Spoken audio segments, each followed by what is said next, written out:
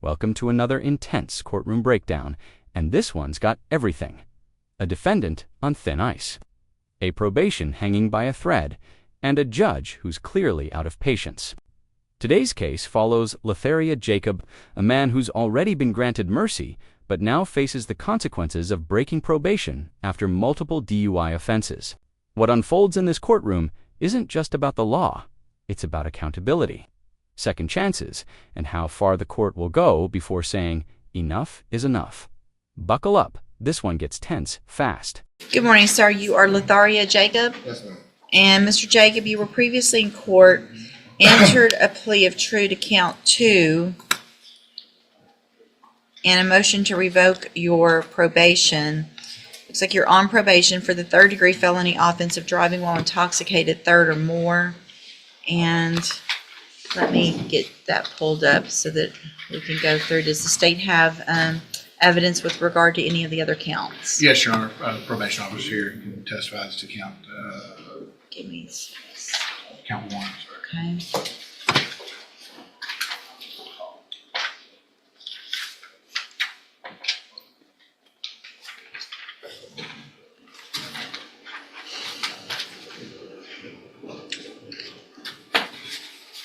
So if I've already done a revised version and now I need to potentially write on it again, do you want me to, do I do a new one from the revised? Or, but the revised is the one I need to write on.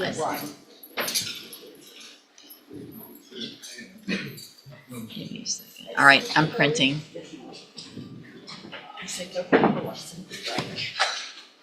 Okay, this is cause number 20-35966. And Mr. Nichols, with regard to count 1, you may call your first witness. Thank you, Your Honor. The state calls Cimaria Jefferson. Good morning, Ms. Jefferson. If you'll please raise your right hand. Do you swear or affirm the testimony you're going to give in this hearing will be the truth, the whole truth, and nothing but the truth, so help you God? Thank you. Ms. Jefferson, are you the probation officer assigned to monitor Lotharia Jacob? Yes, And how long have you been assigned to this case? since about September when he was continued on probation. Okay. And as part of his conditions, is he ordered to remain in Jefferson County? Yes, With an exception for employment, correct? yes, And so during your period of supervision of Mr. Jacob, did the GPS monitor indicate he was in Galveston County, specifically in Gilchrist and Galveston, the city of Galveston? yes, Did you ask him about that and try to ascertain if he was there for work purposes? yes, I did. And what did he tell you? This testimony from the probation officer is absolutely crucial. The GPS data confirms that Jacob left the county without permission, a direct violation of his probation conditions.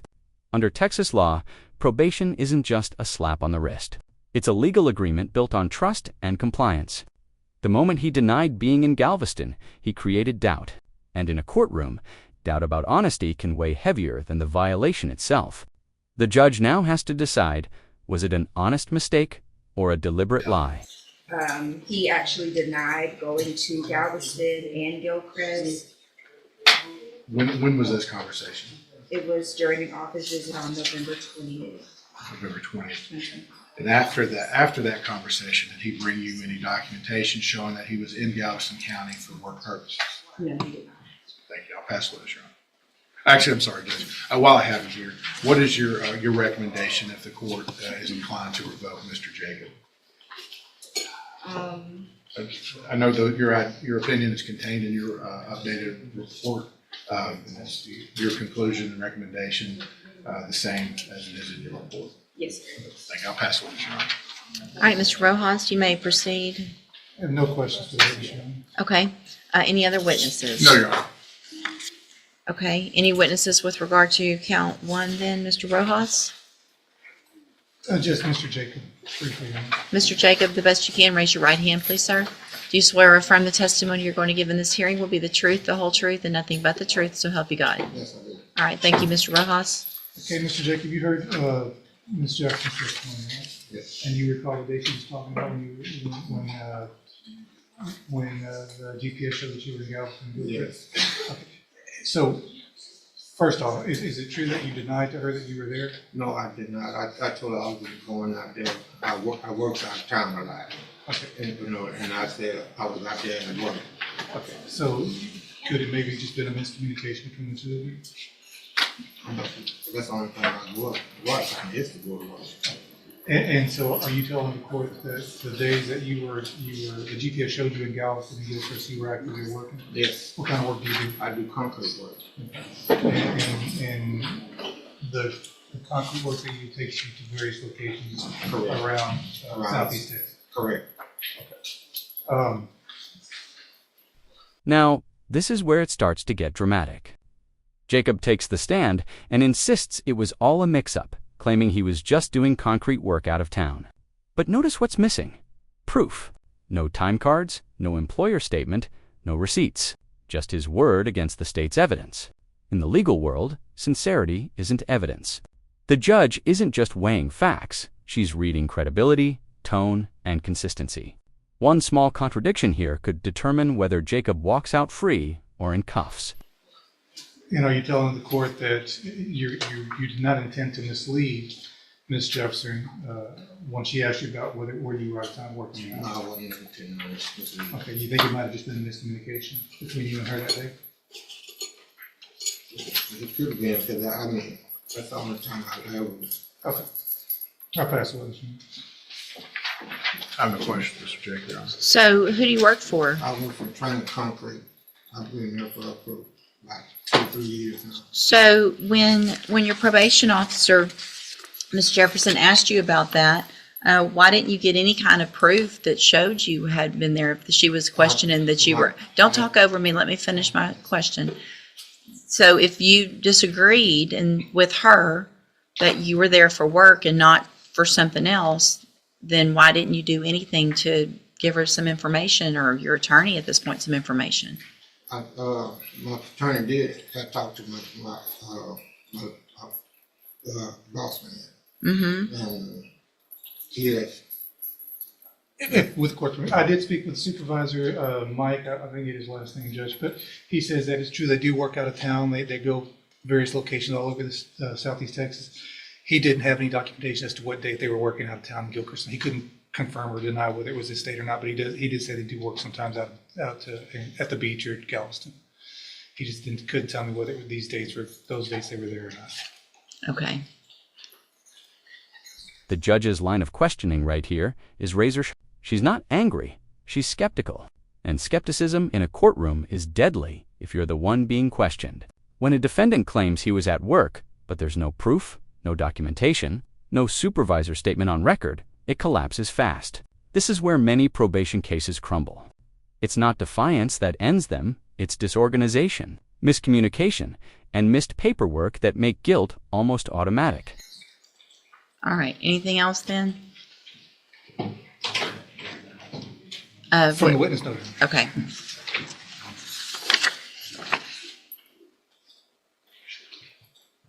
I have some comments I'd like the court to take into consideration, Your Honor. Well, I mean, the allegation is that you were out of the county without permission. And so you had permission to work, but when something comes up, I would think that there was an issue with regard to whether or not you were working on that day, and you didn't provide any verification of that, then it really doesn't leave me much choice at this time other than to find count one true. So I am at this time, based on the testimony, going to find count one true. Again, there was a plea to count two of true. I've received the updated pre-sentence report. Has everyone had an opportunity to review that report? We have, Your Honor. Yes, Your Honor, we have. Are there any additions or corrections? Not from the defense. None from the state, Your Honor. And so I want to go through real quick, again, for the record, this was a driving while intoxicated, third or more. It was an 8-year sentence that was probated for 8 years.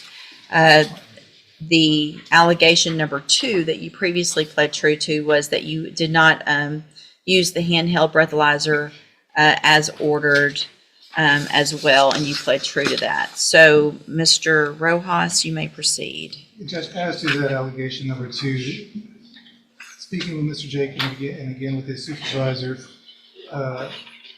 what Mr. Jacob tells me is that he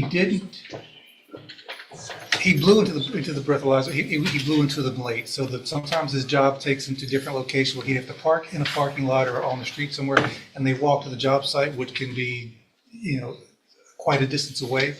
And by the time he'd walk from the job site back to his car, the time to blow into the machine had passed, and that's why they're coming up to failures. There's no excuse for being late, Judge. He should have known when he should have been there, made plans. But it's not like he was blatantly not blowing into the machine. According to him, he was doing it. He was just doing it late, and it's because he was at work and the job sites were quite a while away from where the machine was parked in his car. What do you think? Is this justice or just strict procedure? Jacob says his late breathalyzer tests were because of work travel, not defiance. But the law doesn't care about intent, it cares about compliance.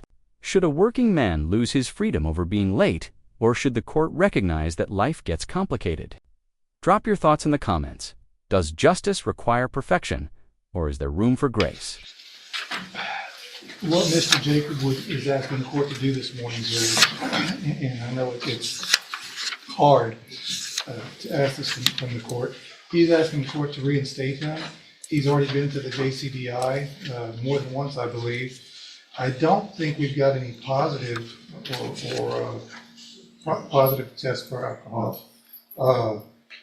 It's just the timing on getting it done. I've spoken with him on several occasions about how important it is for him to take these tests whenever the court tells him. It's not up to him. The court tells him when to do it, and that's when he's got to do it. I think he understands it now. He's asking the court to give him reinstatement and just go back basically to the way it was before the motion was filed. I understand there's a recommendation in there for safety, Judge, and I was speaking with him about that yesterday. I don't know what his feeling on safety is today, whether that's something he's interested in doing or not. I'm safety. I want to do everything. My wife's gonna be homeless. I'm about to lose the house now. So, but Mr. Jacob, you can't just keep messing up and then say, okay, I get it this time. Just let me out. I'm going to do it. You were here. Okay. Judge, and I don't think Mr. Ross intentionally misstated, but because it's not on the report, but in the admin hearing, there is a positive alcohol test mentioned from early November. I know he may not have that in front of him. Just want to clear that up. But that it was a low blood alcohol at 8 o'clock in the morning, November 2nd, 2024. Yeah. I see that. It's 0.003 At 8 in the morning. at 8 in the morning. So, and then missed subsequent test that day. I mean, okay. I want to make sure that I have this right. So it looks like you went to the Unity house for 30 days. Within 2 months of the release from there, and this was at the beginning of your probation, let me go through. Began JCDI program April of 2022, shortly after you got on probation. And so you were struggling to maintain sobriety. You went to the Unity house for 30 days. Within 2 months of that release, you again tested positive for alcohol and had your first administrative hearing. Part of that was that you get that scram device, as well as increase your recovery efforts in JCDI. Failed to adhere to those recommendations, therefore you were ordered to complete both tracks of ISF, which it looks like you did, completed December 28th of 2023. Then you go back to JCDI for aftercare. Again, And this moment right here hits hard. The judge is clearly torn. She's seen Jacob through rehab, through programs, through countless second chances. But every time he slips, the risk to public safety grows. After 3 failed recovery attempts, repeated alcohol violations, and missed monitoring, the patience in this courtroom is gone. It's not just about him anymore. It's about the message it sends to every probationer watching. The system forgives, but not forever. again struggled to comply, testing positive, forging your required meetings, and operating a motor vehicle without an interlock. This led to unsuccessful discharge from JCDI and a motion to revoke. And so you came here on a hearing on a motion to revoke. I left you on probation, continued you, ordered you to re-enter the JCDI program. You were going to be on the high medium caseload, continue with your portable monitoring device, and it was going to be 0 tolerance. Then we're here again with failing to comply with that portable device at least, it looks like 19 times. You didn't do that. And then we've got the issue with you being in Galveston and Gilchrist without permission. So it looks to me like you've tried and started but never finished JCDI. Is it 3 times? I believe. So, Your Honor. But I'm supposed to just go, and you've been to ISF and you've been to the Unity House. I mean, when I'm saying that out loud, think about how it sounds for you to go, well, just let me out this time. I got it. I got it. I'm going to do good this time. You see what I have to worry about? I have to worry about everybody being safe. Mr. Nichols? I'd urged a 5-year cap in September, Your Honor. There was no agreement on sentencing in this case for today.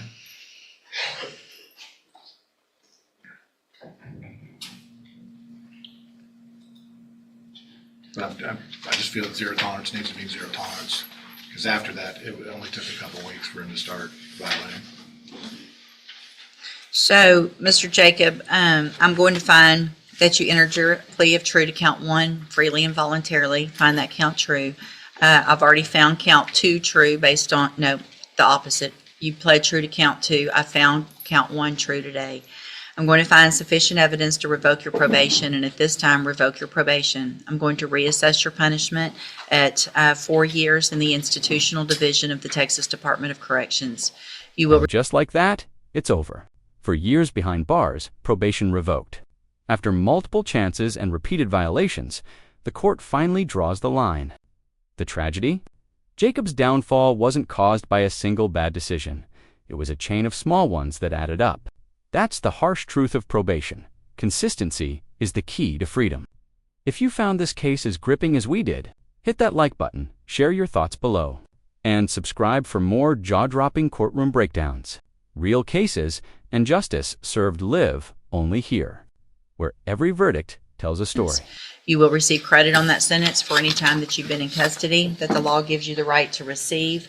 I'm going to hand you the trial court certification. I need you to sign this, and I'll give you a copy. It shows this was not an agreement, so you do have some rights to appeal. You can talk to Mr. Rojas about that. Good luck, sir. Thank you, ma'am.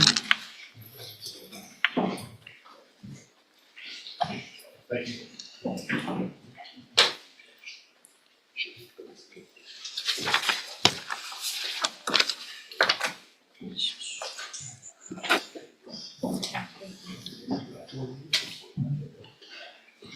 Ms. Perazo, Ms.